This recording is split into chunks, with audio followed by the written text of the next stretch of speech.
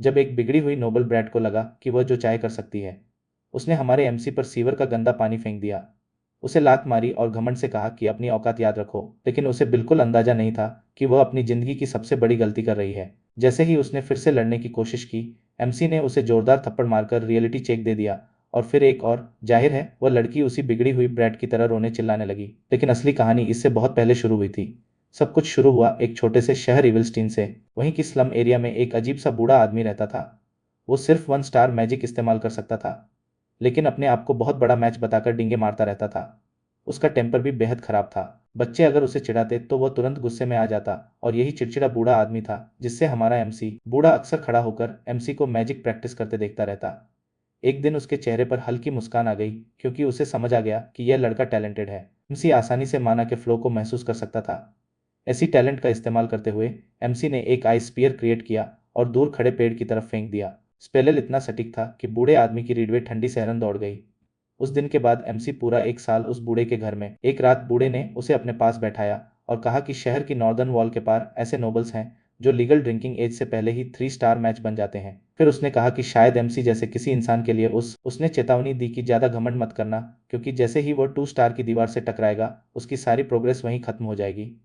बूढ़े का मानना था कि मैजिक पूरी तरह ब्लड लाइन पर निर्भर करता है। चाहे कोई कितना भी स्ट्रगल कर ले, अगर उसके पास नोबल ब्लड नहीं है तो वह कभी ऊपर नहीं पहुंच सकता। एमसी चुपचाप यह सब सुनता रहा, लेकिन उसे लगा कि यह सब बूढ़े आदमी की अपनी अधूरी इच्छाओं का दर्द है। उस रात माहौल अजीब सा भारी था, और अगली सुबह जब एमसी वापस घर लौटा तो उसने देखा कि बूढ़ा जमीन पर पड़ा है। उसकी लाइफलेस बॉडी पूरी तरह चोटों से भरी हुई थी। साफ दिख रहा था कि उसे बुरी तरह पीटा गया था। पहले एमसी ने सोचा कि बूढ़े ने कहीं झगड़ा कर लिया होगा, लेकिन बाद में उसे पता, जो आदमी हमेशा कहता था कि ब्लड लाइन ही सब कुछ है, वो आखिर क्यों एक स्पेल बुक चुराना गया। क्या वो खुद भी उस सीमा को तोड़ना चाहता। अचानक एमसी के सामने एक चमकता हुआ स्टेटस स्क्रीन प्रकट हो गया। सिस्टम ने बताया कि उसने मैजिक के बेसिक्स अनलॉक कर लिए हैं और अब उसे अपनी प्राइमरी स्कूल ऑफ मैजिक चुननी होगी। लेकिन सिस्टम ने एक चेतावनी भी दी, एक बार फैसला लेने के बाद इसे कभी बदला नहीं जा सकेगा। ट्विस्ट यह है कि एमसी असल में उस दुनिया का मूल निवासी नहीं था, और देखते ही देखते 4 साल और गुजर गए। अब एमसी एक और शक्तिशाली मैच के अंडर ट्रेनिंग ले रहा था। उसका नाम था कटिया फ्लेम हार्ट।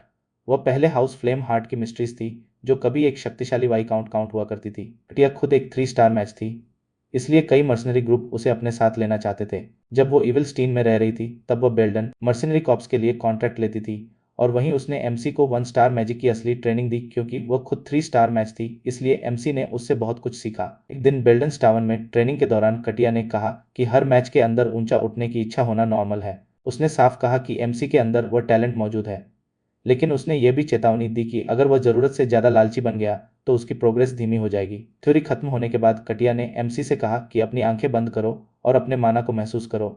उसे महसूस करना होगा कि माना कहाँ से पैदा होता है, किस तरह बहता है, और फिर उसी फ्लो को इस्तेमाल करके अपनी कल्पना को हकीकत में बदलना होगा।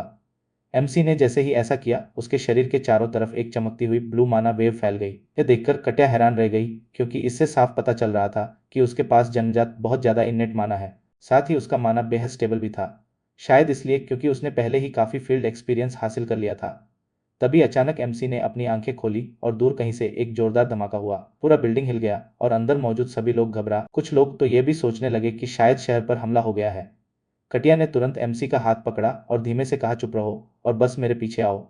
वो उसे एक प्राइवेट जगह पर ले गई और बोली कि ध्यान से सुनो, नोबल्स अपने प्रिविलेज को लेकर बेहद सेंसिटिव होते हैं, और उनमें से सबसे बड़ा प्रिविलेज है मैजिक। दुनिया के लोग इन्नेट ताकत को एक ब्लेसिंग मानते हैं, लेकिन असल में यह सिर्फ नोबल्स के लिए लागू होता है।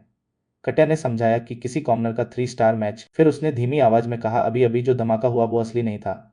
वो एक 2 स्टार डिल्यूजन टाइप स्पेल था, जिसे ऑडिटरी हेलुसिनेशन कहा जाता है, और आप विश्वास नहीं करेंगे, एमसी को खुद भी पता नहीं चला कि उसने क्या कर दिया। लेकिन उसी पल 14 साल की उम्र में एमसी आधिकारिक रूप से एक 2 स्टार मैच बन चुका था। उस दिन के बाद कटिया उसके साथ कई जगहों पर यात्रा करती रही, और रास्ते में उसे एक के बाद एक नए। देखते ही देखते 1 और साल गुजर गया, और फिर एक दिन कटिया को जाना पड़ा। उसे काउंट ऑफ अल्वे ने प्राइवेट एटर के रूप में नियुक्त कर लिया था।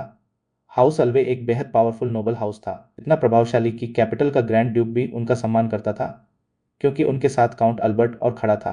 कटिया के लिए यह ऑफर ठुकराना नामुमकिन था, क्योंकि इतने बड़े नोबल हाउस का मैजिक टीचर बनना किसी भी मैच के लिए बहुत बड़ी किस्म की बात होती है। लेकिन जाते जाते उसने एमसी को एक गिफ्ट दिया, एक 2 स्टार स्पेल बुक। जब एमसी ने अपना स्टेटस स्क्रीन खोला तो उसमें कई मैजिक स्पेल्स दिखाई दिए। हालांकि उनमें से ज्यादातर अभी लो लेवल स्पेल्स थे, जिन्हें और डेवलप करना जरूरी था। एक साल बाद एमसी ने खुद ही प्रैक्टिस करके 2 और 2 स्टार स्पेल्स मास्टर कर लिए। उस समय उसकी उम्र सिर्फ 16 साल थी, लेकिन उसके इरादे अभी भी बहुत बड़े थे। कुछ समय बाद एमसी मर्सिनरी डावन, जहां मर्सिनरी कॉप्स के लीडर जेडन ने उसे बताया कि आखिरकार उन्हें एक असली काम मिला है। एमसी ने पूछा कि किस तरह का काम है, तो जेडन ने बताया कि यह हाउस टू प्लेन की तरफ से आया है, जो कि ग्रैंड डची का हिस्सा है। यह सुनकर एमसी भी हैरान रह गया। उसने पूछा कि इतने बड़े नोबल हाउस को उनके जैसे मर्सिनरी क्यों